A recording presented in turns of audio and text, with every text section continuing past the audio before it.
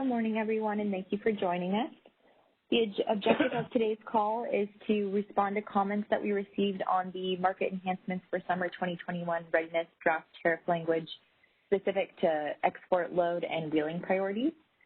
Comments were due on the tariff language last Thursday, April 15th, and they are available out on the initiative webpage. We will be taking questions throughout the call today, and you can enter the question queue at any time by pressing #2 on your telephone keypad. Just a reminder to please start by introducing yourself before asking your question. And also, today's call is being recorded. The recording is for informational and convenience purposes only. Any related transcription should not be reprinted without the ISO's permission. My name is Isabella Nicosia, representing ISO Stakeholder Affairs, and I'll be facilitating the web conference today. And I'm also joined on the line by Anthony Ivankovich, our Deputy General Counsel, Jordan Piniev, our Senior Counsel, Don Trethaway, James Friedrich, and Brad Cooper from Market Design Policy. We also have George Angelides on the line from Power Systems Technology Development. And then Anna McKenna, our Interim Vice President from Market Policy and Performance, just joined us as well. So with that, I am going to hand it over to Anthony, and we'll go ahead and get started. All right. Thank you, Isabella. I want to welcome everybody today. We're going to be taking a walk through the sort of load, export, and wheeling through tariff revisions. First off, I want to thank everybody who submitted written comments last week. They were very helpful. And as you see through the document we're going to walk through today, we did accept many of these edits that were submitted. Again, the focus of today's walkthrough is going to be on revisions to the prior draft as opposed to retreading over previously discussed provisions. The plan is that we'll stop for questions after getting through discrete sections of the tariff to give everybody a time to ask questions about those provisions. And I guess before we get started on the walkthrough, I want to see if anybody has any general questions before we proceed.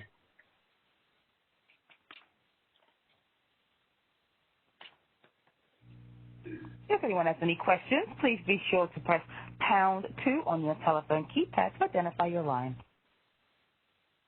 And we do have a question on the line. Caller, your line is unmuted. You may proceed. Hey, this is Michelle Kido from the CPUC. One question and one comment. So are these, the revisions that you're proposing, are they posted on your website anyplace yet? So that we can scroll through while we're talking to you? Okay. And when will they be posted? They will be shown on the WebEx. Okay. Will they literally ever be posted? were just finished this morning. Okay. So I should just take screenshots then so I can know what's happening? Or when will it be posted? That's the best. They literally were done right before this meeting. So Okay. We didn't have time to post. Got it. Yep. Then, so if we're, I know you just want to talk about the tariff revisions, but given that these are tariff revisions that likely affect policy, I do think we will have to talk a little bit about policy. So I just want to raise that up front because you said you didn't really want to talk about that. But okay. No, that's understandable. But I think it's more that I don't want to walk through provisions that haven't changed. Okay.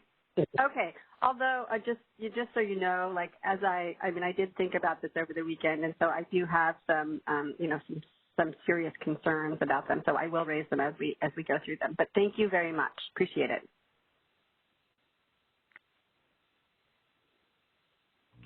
All right. There are currently no additional questions in queue. Okay. All right. Let's proceed with. I think we're going to look at sections 31.4 and 34.12. Most of the changes we've made to 31.4 and 34.12.1 are just sort of conforming changes to match our tariff. Any major changes, I think Operator, if you go to the end of section 34.12.2, we have made additional changes to the discussion of the post-HASP process at the end of 34.12.2. In particular, one provision that we added in response to, I think, comments from the MSC and and comments at the last stakeholder meeting is an addition of the following provision, which I will read. It's rather wordy, but let me give me a second to at least walk through what we've added. So we've added new language that basically says the pro rata adjustments will be based on the quantity of applicable RA energy bids submitted to the real-time market and the priority wheeling through self-schedule quantity submitted to the real-time market. Each priority wheeling through self-schedule amount will be based on the lowest of 1, 110% of the submitted day-ahead market high priority wheeling through self-schedule, 2, the submitted real-time market high priority wheeling through self-schedule, or 3, the high priority wheeling through quantity requested 45 days in advance of the month. The amount of an import scheduled via the post-HASP process will be just treated as exceptional dispatch energy. I think, a key addition there was the requirement regarding PT wheels, and this provision was added to ensure that, most PT wheels will be scheduled in the day-ahead market, and that's the primary reason for that edit. And again, this was something that was supported by the MSC, I also believe DMM, and other stakeholders. So with that, I am going to stop, and we will take any questions on 31.4 or 34.12. As a reminder, to enter the question queue, you can do so by pressing #2 on your telephone keypad. All right. It looks like we do have a question in queue. Paula, your line is unmuted. You may ask your question. Hey, it's Michelle again. So here we go with the policy questions, and it is regarding this, and I just want to get to the bottom of a few things. So CAISO said that it plans to allocate import capability based on in the post-HASP process. Could you clarify what CAISO means by the import limit? Is this the total import capability, or is this the maximum RA import capability? And is it this amount taking out the ETCs and TORs? So when you're doing the post-HASP process, what are you allocating in terms of import capability? Could you clarify that? Okay, I'm going to defer to Dawn or Brad or somebody else. Michelle, so ETCs and TORs are always, taken into consideration and out. And so we're looking at allocating the import capability, the total amount that we have available that we could use to schedule in the real-time market between the resource adequacy imports and the PT high priority wheels. Okay, so what you're going to do is you're going to take the total import capability, so let's say it's 4,800, and then you're going to take out the ETCs and TORs that bid in and take up that space. Is that right, in that process? Yes, the ETCs and TORs can utilize up to their scheduling rights. Okay.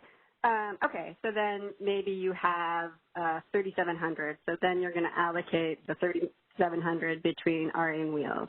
Okay, so that's clear.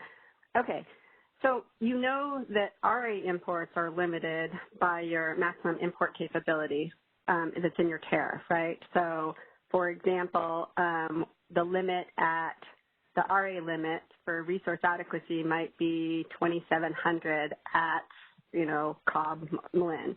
Are you going to similarly limit PT wheels to 2,700 because you've done a study to say, hey, we can only get 2,700 megawatts of RA imports in. I assume that study also says that I can only get 2,700 megawatts of wheels in. So you'll similarly limit the wheeling through transactions. Is that correct? No, that's inaccurate. We're not taking into consideration the maximum import capability. We're using the actual limits in the real-time market. Okay, so let me just tell you the issue I have with that. So imagine that you have 4,800 megawatts of copper Malin. You have, after taking out the ETCs and TORs, you have, let's say, 3,500.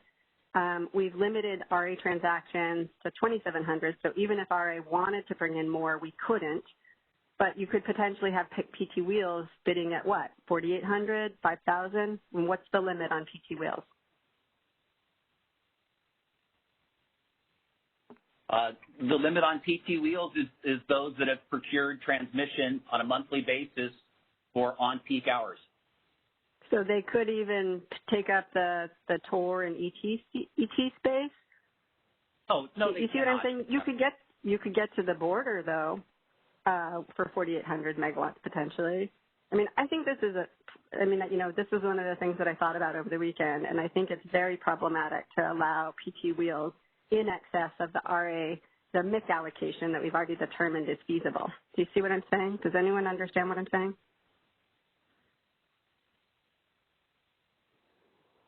I see the argument that you're making, but I would differentiate between, in the planning space, the assumptions that you make, where you need to be conservative, with actual system conditions in the given day that we would use that. Yeah, Don, I understand. But RA imports can't come in anymore. If you guys want to say, sure, RA imports can come in at any quantity at any time up until T-0, which is basically what you're saying for wheels, then that might make sense. But you limit RA transactions in the planning space and in the real-time space, right? I mean,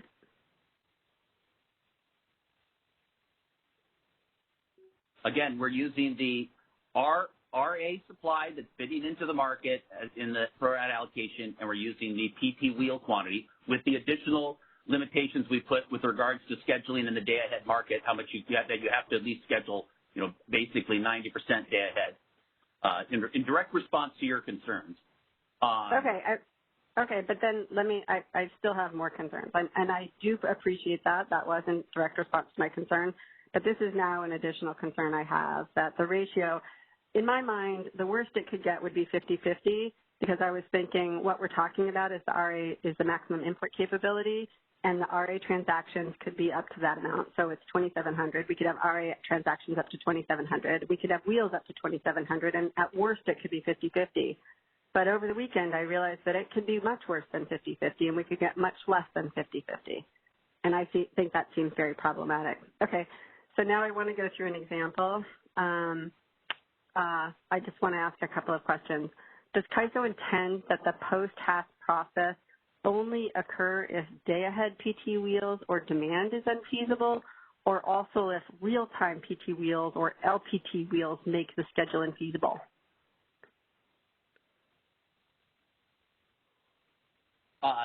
The pro rata process is only occurs when HASP is infeasible.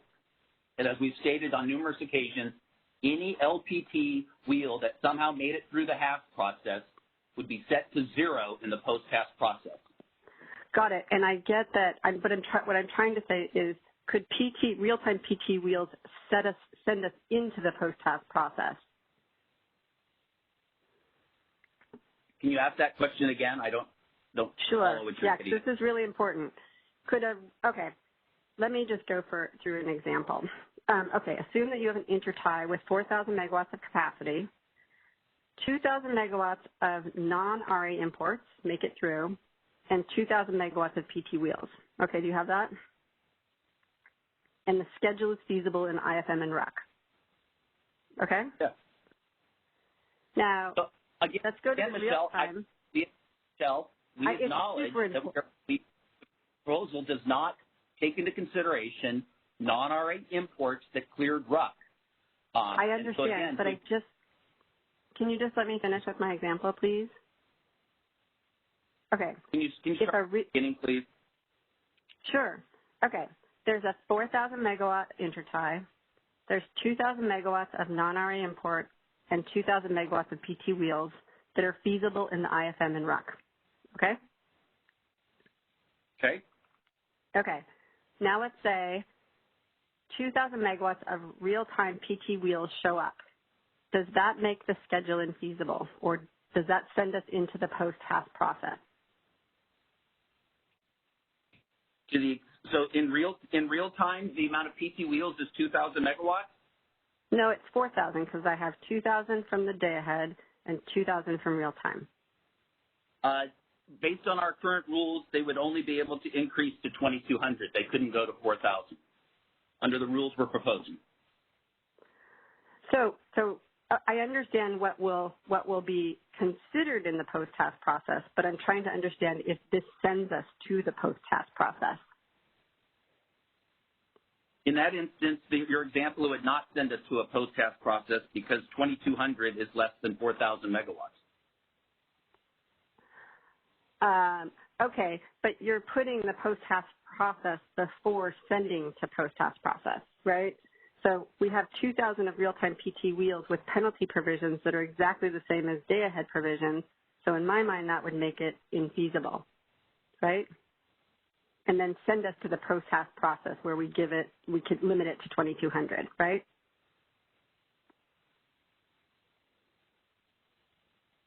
Again, Michelle, we're limiting it to the 2,200 to the extent that, which would then limit the ability to get non-RA imports that were scheduled today ahead down to 1,800.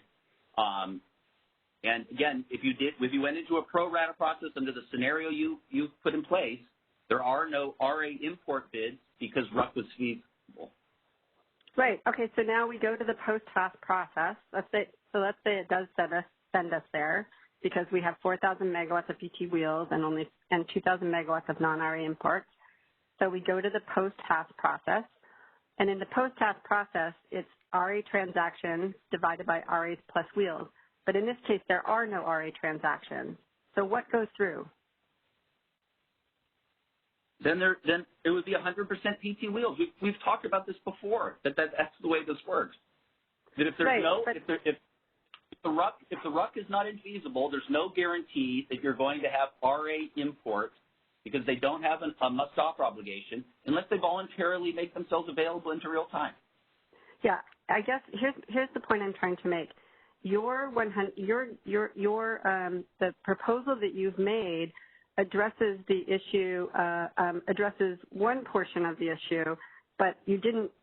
And the basic idea was we don't want real-time PT transactions to make us infeasible and cause a reliability issue. And I'm pointing out that there can be other instances. Now, if you wanted to make it so, if you want to get pro rata allocation, you have to enter in the day ahead. That would work. But I'm just saying by allowing real-time PT transactions, we're in the same location if the RA imports aren't scheduled. Do you guys? That's the point I'm trying to make here, right? Right. The point I'm trying to make is the real-time can send you to the post-HAS process, and the post-HAS process can give it all to the PT wheels because the RA transactions aren't committed, and that's why your original proposal that included RUC schedules made sense. So I have two problems with this. One of which is that we're not limiting PT wheels the same way we limit RA transactions, and the second one is I don't think that what you're proposing works. I think we can still have real-time issues because of the real-time PT wheel showing up, just as I illustrated, right?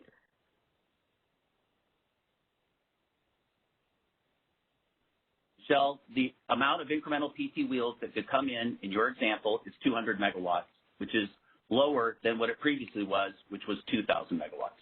So Don, help me out here.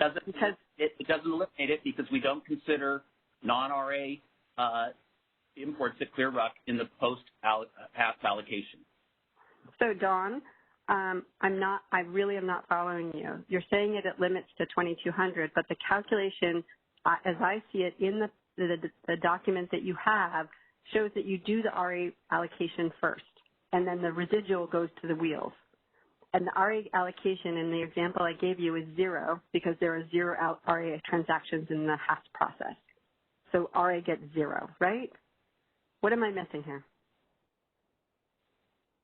So, Michelle, could you please just write up your example and we'll respond to you that with the actual numeric example versus trying to do it on the fly. Okay, I will. Thank you. And Michelle, did we have another speaker join the line?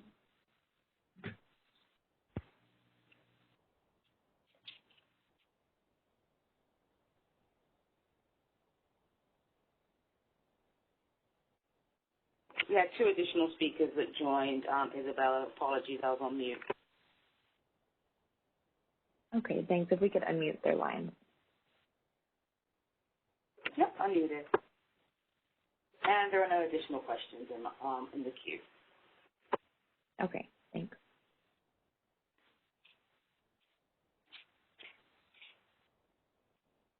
All right, if there are no additional questions, we are going to move on to Section 30.5.1, subsection Z. I'm going to highlight a couple of things there that we've changed. One, we took out the specific reference to confirmation in the master file. It is our intent to use the master file for this, but in the event we can come up with some other approach that's workable, we don't want to have to be making a tariff change to do that, so we put in a little more general language. But again, I am going to stress we still do intend on using the master file wording. We've also made a number of other edits in there. I think MRP had a number of cleanup editing comments that I believe we've accepted all or most of those edits. Plus, we've made some conforming edits to match our tariff. Another change that I note is that the very last sentence of that section, we've added a little more specificity regarding deliverability, and it now reads, the designated capacity must be the deliverable capacity of a resource with full delivery capacity, full capacity deliverability status, partial capacity deliverability status, or interim deliverability status that is shown on the ISO's NQC list. So we tried to add a little more precision to the tariff there. I think I will stop and see if there's any questions on 30.51 subsection V. As a reminder, to enter the question queue, you can do so by pressing #2. We do have a question queue. Well, your line is unmuted. You may ask your question. Hi, this is Michelle Keto from the CPUC. So first of all, I just want to say that we're disappointed that you took out the master file. We thought that that was the one thing that ensured that we wouldn't inadvertently export RA resources. And then secondly, this is the way you have it now without the master file designation in there is basically that all resources can support PT exports unless they designate that they aren't. And I would just notice that you say, could you actually just move it up so you could see the whole section? Okay. So it says CAISO will notify scheduling coordinators hourly to the extent practicable. So one question I have is about what that means, to the extent practical, that the resource is flagged to support an export. So hourly, you're going to be telling people you're supporting an export. And then I note that upon receiving the notice, the scheduling coordinator must tell them if they do not support an export. And I'm just wondering, how viable is that process given that we're doing this on an hourly basis? So you're sending out notices saying, hey, you're supporting a PT export, and you expect them to get back in within the hour if that's a problem. So that's why the master file was so incredibly important and why I don't think that this provides us the insurance that we need to ensure summer reliability here. I will note that although the word master file is not in the tariff, it will be included in the BPM. So the sole reason we took out the word master file is because if there was some other mechanism to do this that allowed it, we wanted to have the ability to do that. without having to make a tariff amendment change. But it is our intent to put in the BPM that this will be done through the master file, which is why we have the reference to the business practice manual in the tariff language. It's solely to give us some flexibility in case that there's another way to do this, but our intent is to use the master file. So can I just ask you, so it says a scheduling coordinator will indicate through a resource parameter as described in the business practice manual that is sold capacity to an out of balancing authority area. So I'm just trying to understand, does that mean that they have to affirmatively tell you that they've sold it, and then only if they've done that will the process in the second sentence occur?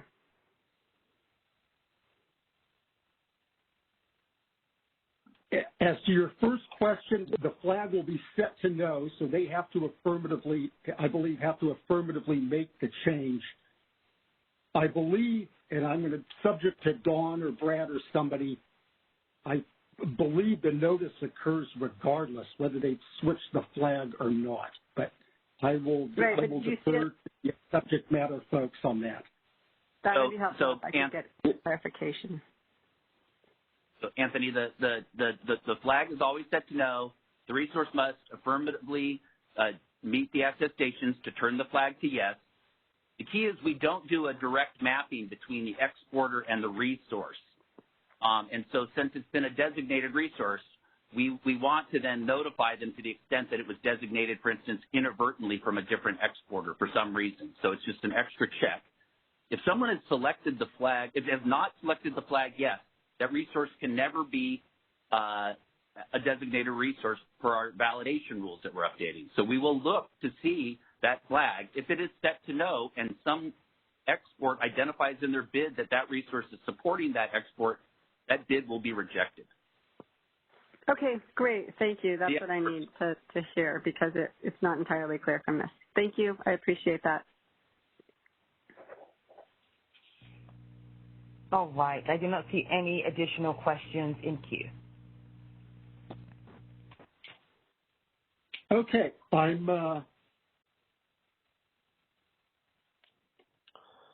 think 30.51 W through Z reflects a lot of, I think, conforming and cleaned up type edits. I guess before we get to priority wheels, I'm going to stop and see if anybody has any questions on subsections W through Z.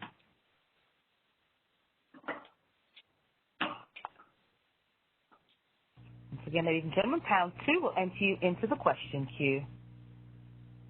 Call your line is unmuted. You may ask your question. Hey, this is Michelle again from the CPUC. Can you explain what Y is trying to accomplish? I read it 5 times and I couldn't figure it out.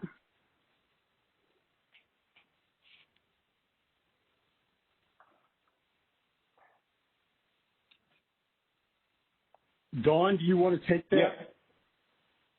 This is Brad. I can explain that. So what that is saying is that a resource that receives a RUC schedule above the quantity of the export, that capacity cannot be designated in the real-time market as supporting a high priority export, a PT export. Sorry, can you say that again? So when I read through the proposal, it was very clear that all PT exports need to be shown in the RUC process, right? There was a whole section that says the PT exports must be in the RUC. If they're not in the RUC, they can't export. So for example, so assume it's a 50 megawatt PT export and the resource gets a 100 megawatt RUC schedule. Then that extra 50 megawatts cannot be designated as a PT export or back in a PT export in real time because that's committed in RUC for something else. Okay, so likewise, if they had 0 RUC schedule, then they can't be a PT export in real time. Is that right?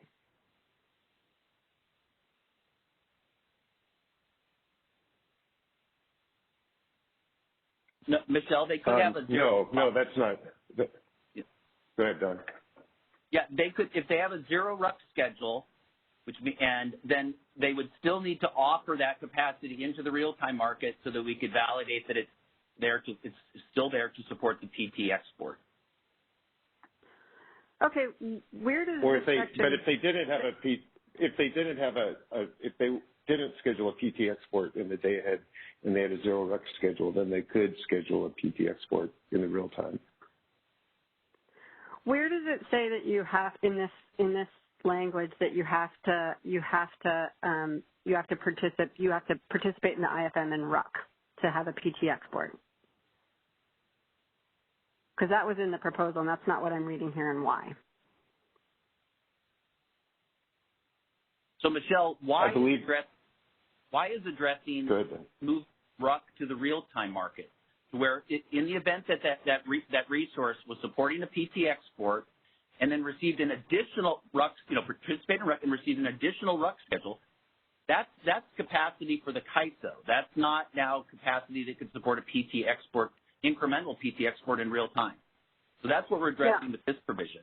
There's earlier ones where we say that they need to the extent that they've submitted a PT export into the IFM, we'll do the bid validation, and then they also have to put in a $0 RUC availability bid up to the PT export. That's a different letter. I don't know which one it is for that. It's subsection W. Let's see. Shall submit a RUC bid. Okay.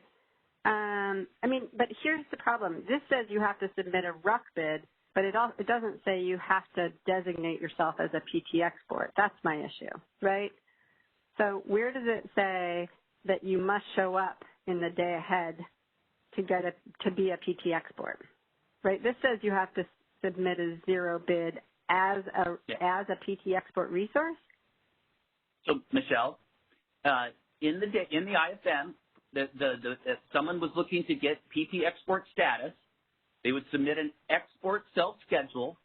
They would identify a resource that is going to have bids in the market that's supporting that export.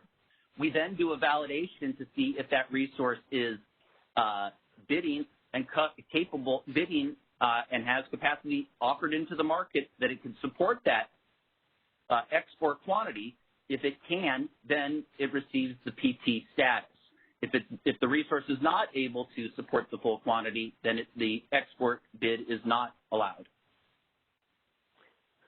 Okay. So I guess, this is sort of the similar issue of the wheels, like things showing up in the real time. And I think your proposal was very clear that you can't have real-time PT exports that didn't participate in the day-ahead process and didn't have RUC bids. And I guess I just don't clearly see it here in the tariff language, but maybe I'm missing something. So I'll look again. Thanks. All right. We do not have any additional questions in queue at this time. Okay, operator, if you could move the page up a little so we could see all of the Appendix A for priority wheeling through. Okay, we have made a couple of tweaks to the definition of what a PT wheel through, a priority wheel through is, and I'm going to read that, and then we will stop and take questions after. So a priority wheeling through is a self-schedule that is part of a wheeling through transaction consistent with Section 30.5.4 that is supported by a firm power supply contract to serve an external load-serving entity's load throughout the calendar month, and 2, monthly firm transmission. The external LSE is procured under applicable open access tariffs or comparable transmission tariffs for hours ending 700 through 2200, Monday through Saturday, from the source to a CAISO scheduling point.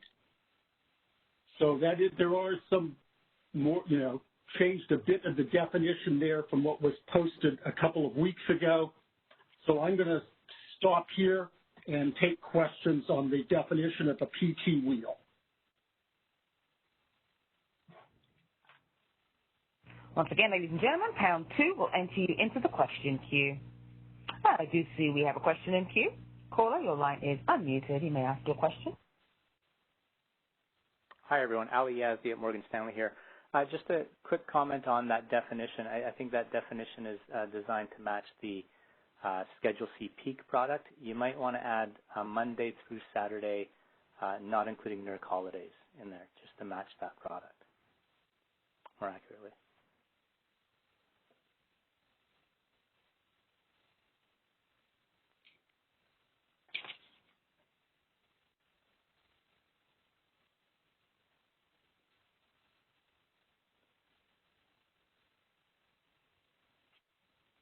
Okay. No, thank you very much for that comment. Thank you.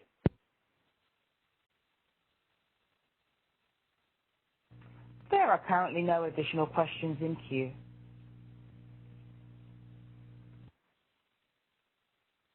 Okay. I'm now going to move on to some the changes to Section 9.3 and 40.6.6 regarding D rates. Again, I think we took some, maybe Edison had some conforming edits and MRT some edits as well that we took. One change that I want to note that we've made in all of these sections is sort of highlighting that the term non-RA capacity includes capacity sold to ISO load-serving entities that is not RA capacity for the month and capacity sold to an external LSE for export. Again, under the ISO's tariff, RA capacity is basically capacity shown on RA plans and supply plans, but that still leaves out the possibility that capacity can be sold to a CAISO LSE that maybe they're reserving for substitution or for whatever reason haven't shown on a supplier capacity or RA plan, and we want to make sure that D rates apply to all flavors of the capacity that a scheduling coordinator may have on its resource. And I think that was the only sort of substantive type change made to these sections since the last draft.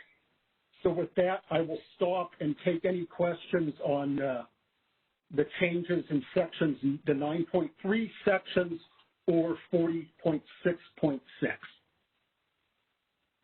Once again, ladies and gentlemen, if you have a question, please do press #2 on your telephone keypad to enter the question queue.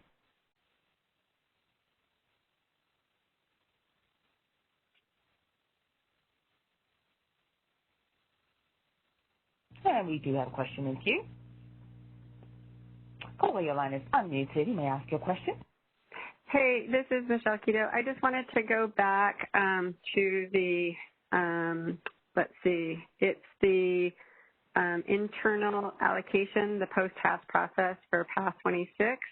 And I just wanted to clarify or just understand whether that's going to include all bids from RA resources or if it just includes RA bids up to the NQC, because those can be different numbers. So when you're calculating that.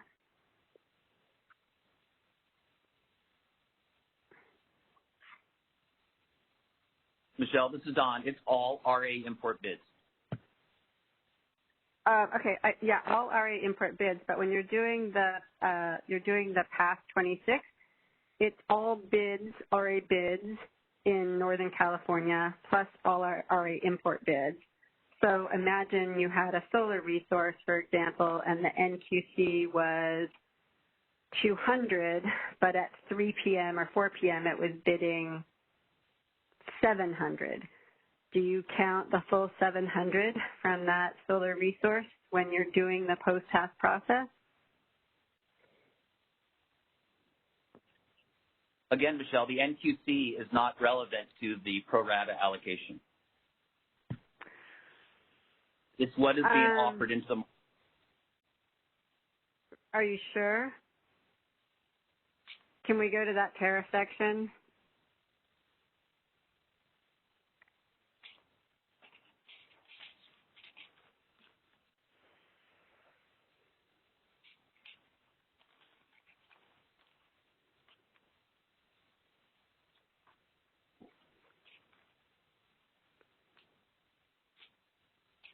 In the event an intertie is constrained in the import direction by a scheduling limit, a path or path 26 is constrained, you'll find the post-task process bid by quantity of RA energy bids. So you're saying that if you have a solar resource with an NQC of 200, you'll accept the RA bids up to 700. Likewise, if Diablo Canyon, do you define, like, let's say Diablo Canyon is shown at 2,000 megawatts on its RA supply plan. Can it bid 2,200, and will that count in this process?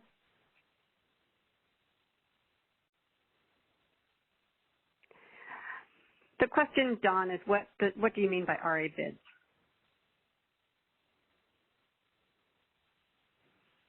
Understand, Michelle, can you give us 1 minute? We're trying to do something off on the side here. Thank you.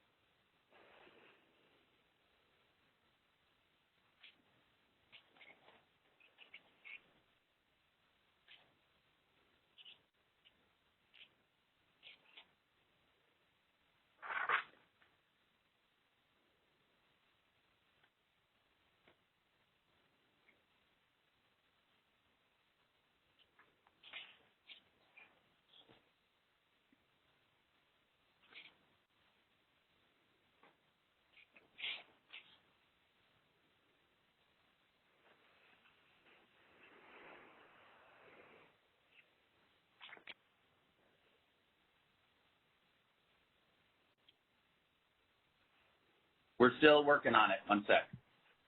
Thank you.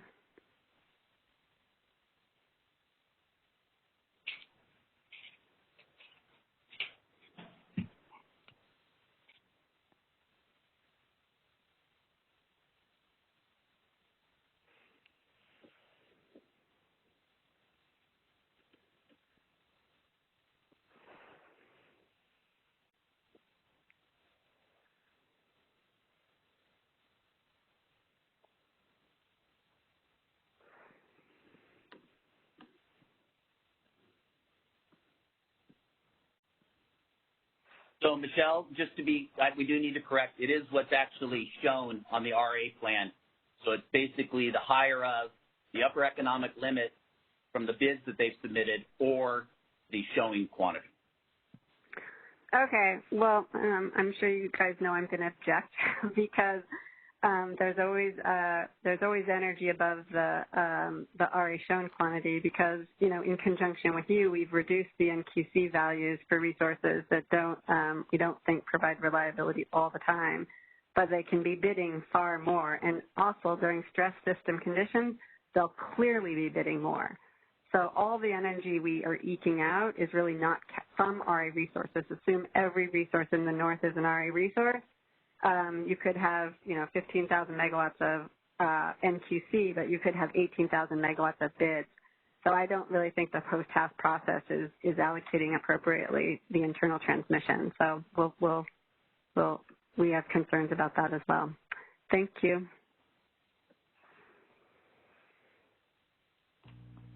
All right, there are no additional questions or comments in queue. Once again, ladies and gentlemen, if you do have a question, please press pound 2 on your telephone keypad.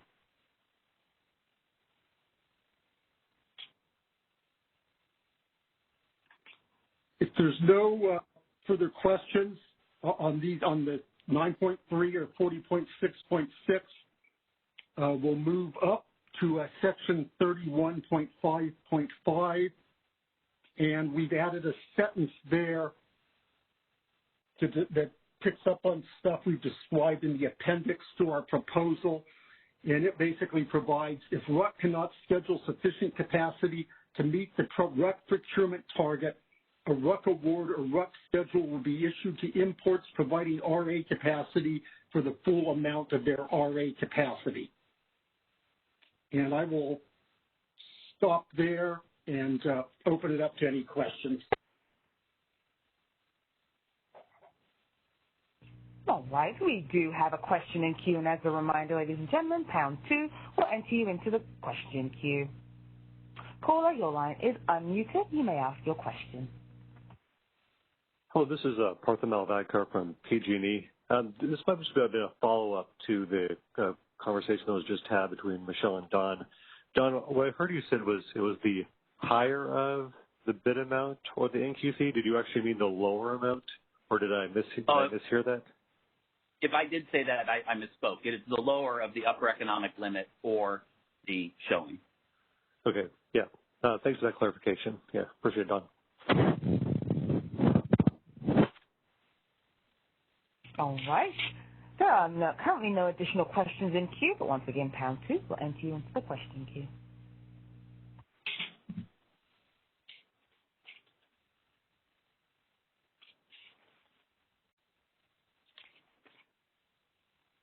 Okay, I'm going to move on to the last set of tariff revisions, and this is the tariff that would be effective June 1, 2022, assuming there's nothing else that is put in place to displace these provisions, whether that be a new tariff amendment filing, a proposal to extend what we're proposing here, or something else. And I'd say that if you can look at those sections, I think the key point to make here is that these tariff provisions effective June 1, 2022 will basically remove all references to wheeling through priorities, which tracks the current tariff provisions in 31.4 and 34.12, which do not mention wheeling through priorities at all. So that, again, is what we would revert to regarding wheeling tariff language on June 1, 2022, absent some superseding tariff provisions. So with that, I will stop and open up for questions. Once again, ladies and gentlemen, #2 will enter you into the question queue. I don't think we do have questions in queue. Caller, your line is unmuted. You may ask your question. Hi, Dan Williams from Customized Energy Solutions. Just a process question. I know you haven't had time to do this yet, but are you intending to do your normal response to stakeholder comments on the tariff changes, just to sort of document that going into the board process?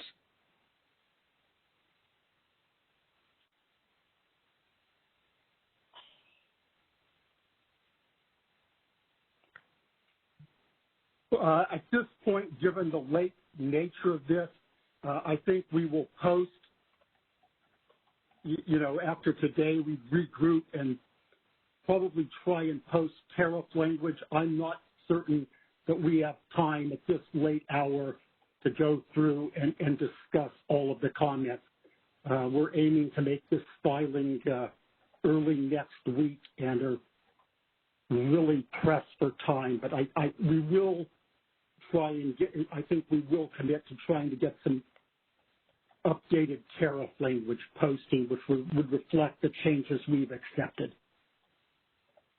Okay, thank you. All right, we are moving to the next question in queue.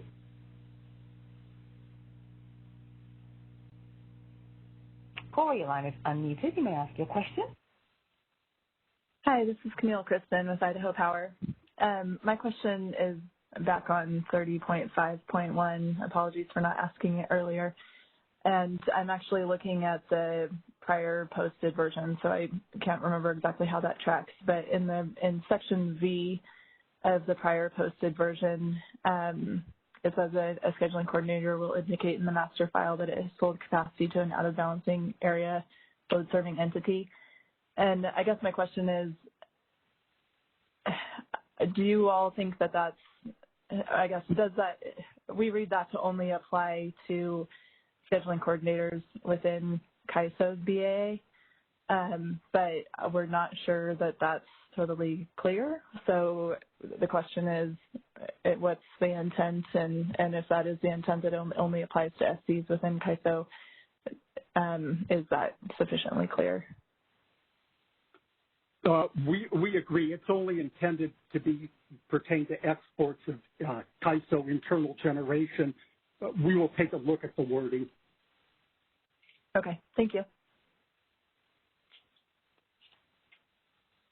So, all right, as a reminder, ladies and gentlemen, pound 2 will enter you into the question queue. And we're moving to the next question in queue. Caller, your line is unmuted. You may ask your question. Hey, this is Michelle Quito. Can you, from the CPUC, can you explain what you intend to occur with regard to wheeling transactions on June 21st with the language, the language at the very end? Like, what exactly would occur under this language with regard to wheeling transactions? Our plan would be the wheeling priority parameters would be dealt with through the business practice manual as they're dealt, that's how we deal with them today, because there's nothing in the tariff in 31.4 or 34.12 talking about wheeling through priority. So we would do it through a BPM, the BPM. So done today. So given current language, you could have addressed wheeling transactions through the BPM, is that right? There's nothing in your tariff that requires wheels to have priority, is that right? I think we can do certain changes through the BPM. I'm not certain that we could do the changes we're doing in this tariff amendment through a BPM, but we can. So you can change all the penalties. General parameters for wheeling through transactions in the BPM. Okay, so if we go back to taking out all the wheeling transactions and it's dealt with in the BPM, how would wheeling transactions be prioritized relative to load under the proposed tariff language to be in effect on June 1st, 2022? At that point, it would depend what BPM provisions are in place effective on that date. What if the current BPM provisions are effective on that date? The ones that you're proposing as a result of the current BPM provisions, we would follow the priorities we have today. And what would that be?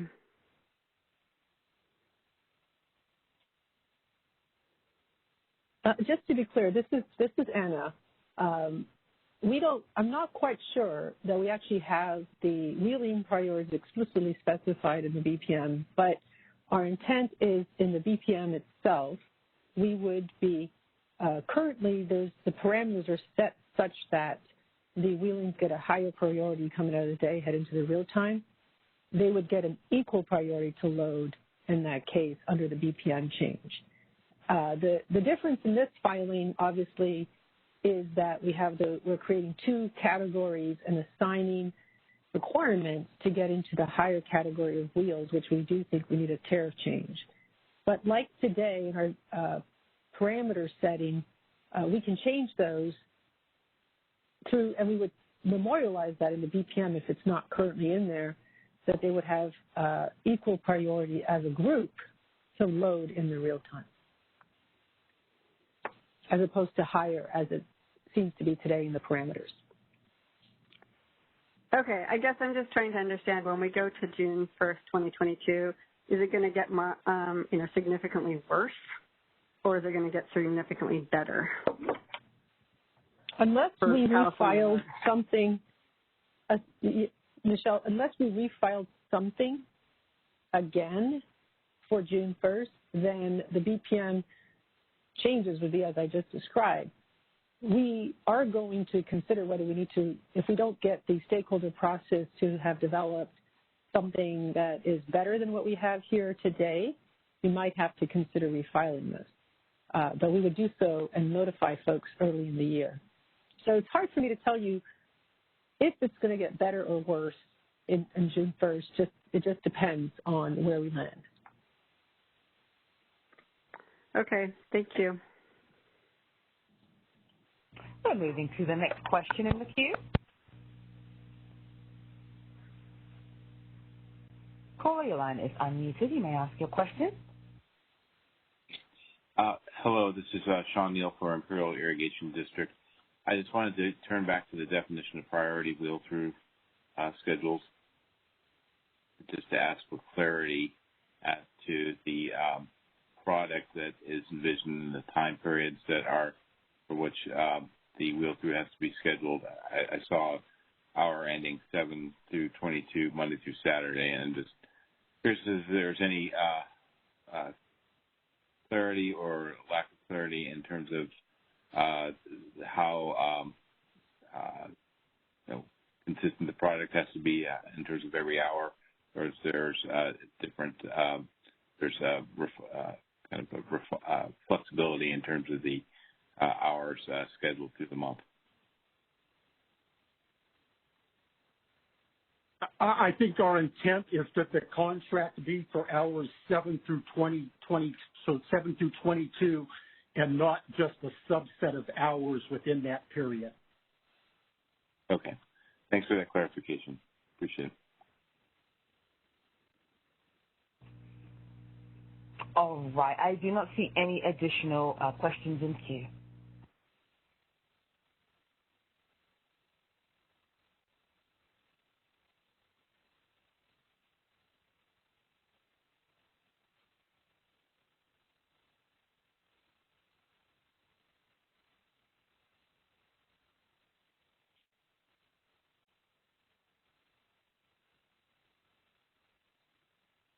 Okay, still no questions in the queue, Michelle?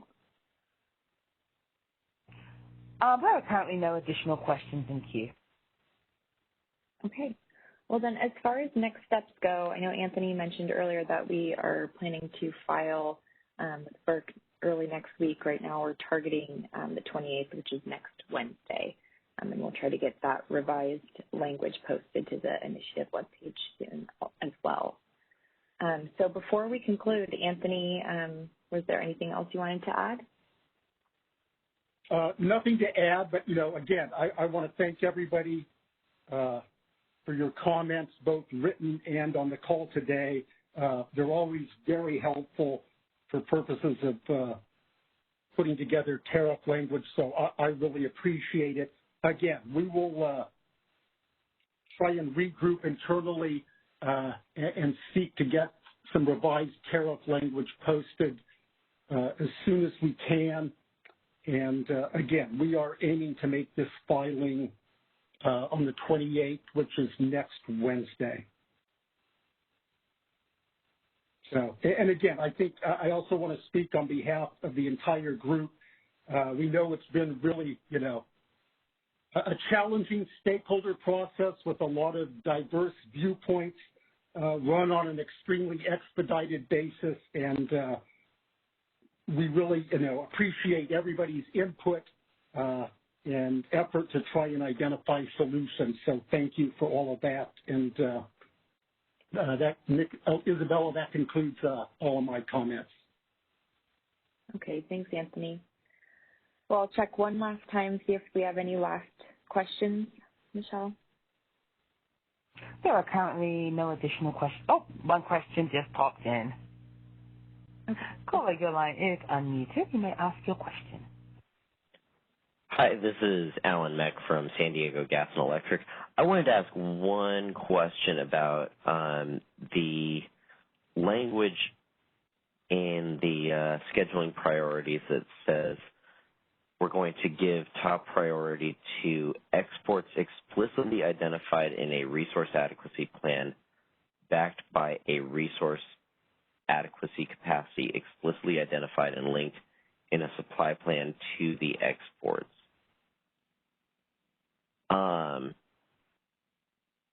This sounds strange to me because it sounds like we're prioritizing RA-backed exports, where I thought that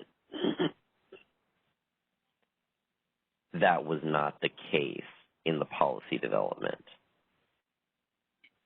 It's my understanding that that's an existing tariff provision that was intended to apply to some of our existing PTOs that have load outside of the CAISO BAA.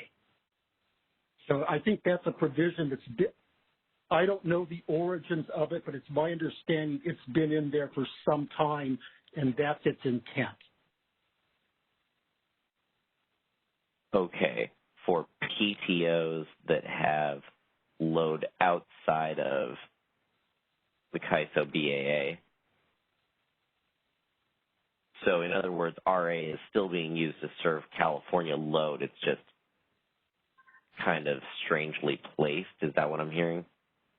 I think that's roughly the correct concept. I don't know the specific.